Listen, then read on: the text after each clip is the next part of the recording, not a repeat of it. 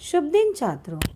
आज का हमारा विषय है अर्थ के आधार पर वाक्य भेद। यह टॉपिक वाक्य विचार का एक भाग है। तो शुरुआत में हम पहले वाक्य विचार का अध्ययन करेंगे। यह तो हम पिछली कक्षाओं में पढ़ ही चुके हैं कि मन के भावों तथा विचारों का आदान प्रदान करने के लिए हम वाक्यों का प्रयोग करते हैं।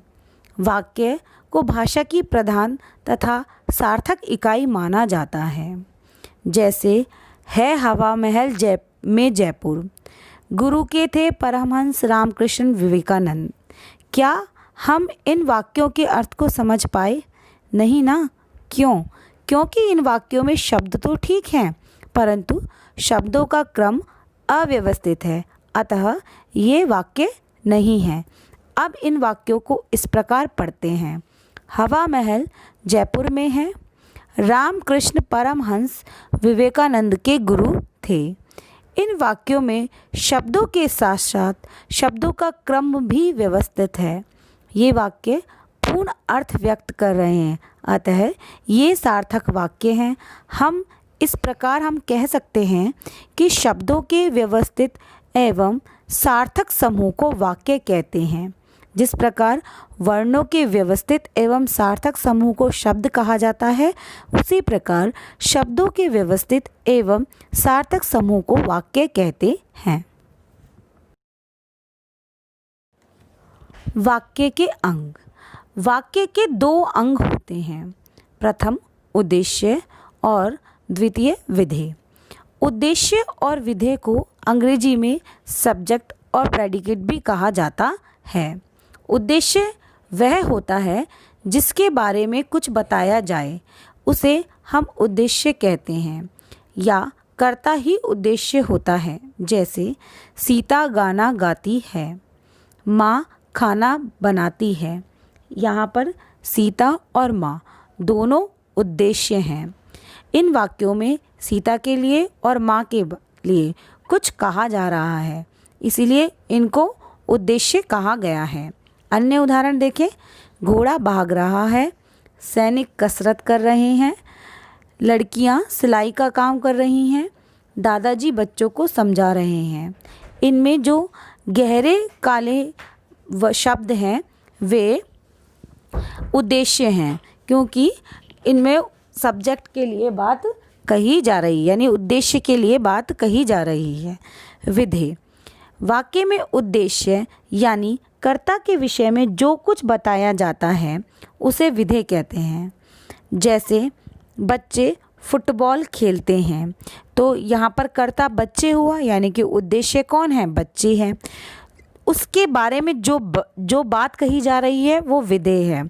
फुटबॉल खेलते हैं, इसको रेखांकित किया गया है, अर्थात ये विधेय है। इसी तरीके से अभिषेक स्केटिंग करता है, इसमें अभिषेक करता है और स्केटिंग करता है विधेय है, क्योंकि अभिषेक के बारे में बात कही जा रही है, अतः ये विधेय हैं।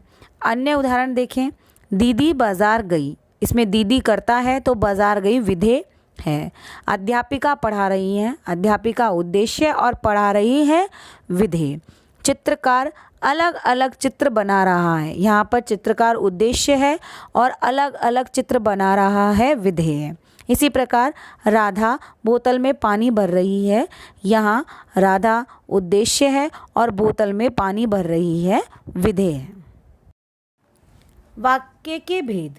वाक्य के दो भेद होते हैं, अर्थ के आधार पर और रचना के आधार पर। अर्थ के आधार पर वाक्य भेद को ही आपके पाठ्यक्रम में सम्मिलित किया गया है। अर्थ के आधार पर वाक्य के 8 भेद होते हैं। विधानवाचक, निषेधवाचक, आज्ञावाचक, प्रश्नवाचक, इच्छावाचक, संदेहवाचक, संकेतवाचक और विस्मयवाचक। अब इनके बारे में थोड़ा विस्तार से समझते हैं। विधानवाचक वाक्य वे वाक्य होते हैं जिन वाक्यों में किसी बात अथवा कार्य के करने या होने का सामान्य कथन मात्र होता है, इसलिए इन्हें विधानवाचक वाक्य कहते हैं। जैसे सोनिया बहुत बीमार है, गंगा हिमालय से निकलती है। अर्थात जो वाक्य कथित हैं कहे गए हैं वो विधानवाचक हैं, सिंपल हैं, साधारण वाक्य हैं। उसके बाद निषेधवाचक वाक्य है, जैसे कि नाम से ही प्रतीत हो रहा है, जिन वाक्यों में किसी बात अथवा कार्य के होने का निषेध अर्थात मना होता है उन्हें निषेधवाचक वाक्य कहते हैं। जैसे आज बाजार नहीं जाएंगे, तुम ध्यानपूर्वक नहीं पढ़ रहे हो। आज्ञावाचक वाक्य, जिन वाक्यों में आज्ञा, अनुमति, उपदेश, प्रार्थना आदि का भाव प्रकट होता है उन्हें आज्ञावाचक वाक्य कहते हैं। जैसे दरवाज़ा बंद कर दो, तुम अपना गृह कार्य करो।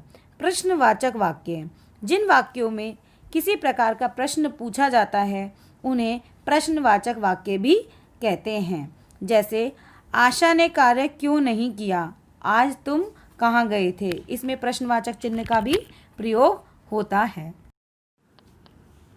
इच्छावाचक वाक्य, जिन वाक्यों से इच्छा, आशीर्वाद अथवा शुभकामना का भाव प्रकट होता है उन्हें इच्छावाचक वाक्य कहते हैं। जैसे ईश्वर आपको दीर्घायु दे, आपकी यात्रा मंगलमय हो। संदेहवाचक वाक्य, जिन वाक्यों से संदेह अथवा संभावना प्रकट होती है उन्हें संदेहवाचक वाक्य कहा जाता है। जैसे अब तक रेलगाड़ी जा चुकी होगी, शायद आज वर्षा होगी। इस प्रकार इन वाक्यों में संदेह है, डाउट है, संभावना है, इसलिए इनका नाम संदेहवाचक वाक्य है। संकेतवाचक वाक्य, जिन वाक्यों से एक बात अथवा काम का होना दूसरी बात अथवा काम के होने पर निर्भर करता है उन्हें संकेत वाक्य कहा जाता है। अगर नरेश ने झूठ न बोला होता तो उसकी नौकरी न जाती। यदि वर्षा रुक गई तो समय पर लौट आऊँगी। विस्मयवाचक वाक्य, जिन वाक्यों में विस्मय, हर्ष, शोक, घृणा आदि भाव प्रकट होते हैं उन्हें विस्मयवाचक वाक्य कहा जाता है। इसमें विस्मय आदि बोधक चिन्ह का प्रयोग होता है। जैसे आहा के बाद लगाया गया है, आहा मज़ा आ गया, शाबाश क्या गोल किया है। तो इस प्रकार ये अर्थ के आधार पर वाक्य भेद हैं। रचना के आधार पर वाक्य भेद 3 प्रकार के होते हैं, सरल वाक्य, संयुक्त वाक्य, मिश्र वाक्य। ये कक्षा 10वीं में आपके पाठ्यक्रम में है। फिलहाल कक्षा 9वीं में अर्थ के आधार पर वाक्य भेद ही आपके पाठ्यक्रम में शामिल किया गया है। अर्थ के आधार पर वाक्य परिवर्तन। विधानवाचक वाक्य, जैसे एक उदाहरण दे रखा है, साधना पेंटिंग सीखने जाती है। यह एक विधानवाचक वाक्य सामान्य वाक्य है। इसका जब हम निषेधवाचक वाक्य बनाएंगे तो साधना पेंटिंग नहीं सीखती है। इच्छावाचक वाक्य बनाने पर मैं चाहता हूँ कि साधना पेंटिंग सीखने जाए। प्रश्नवाचक वाक्य बनाने पर क्या साधना पेंटिंग सीखने जाती है। 5th, आज्ञावाचक वाक्य बनाने पर साधना पेंटिंग सीखने जाओ।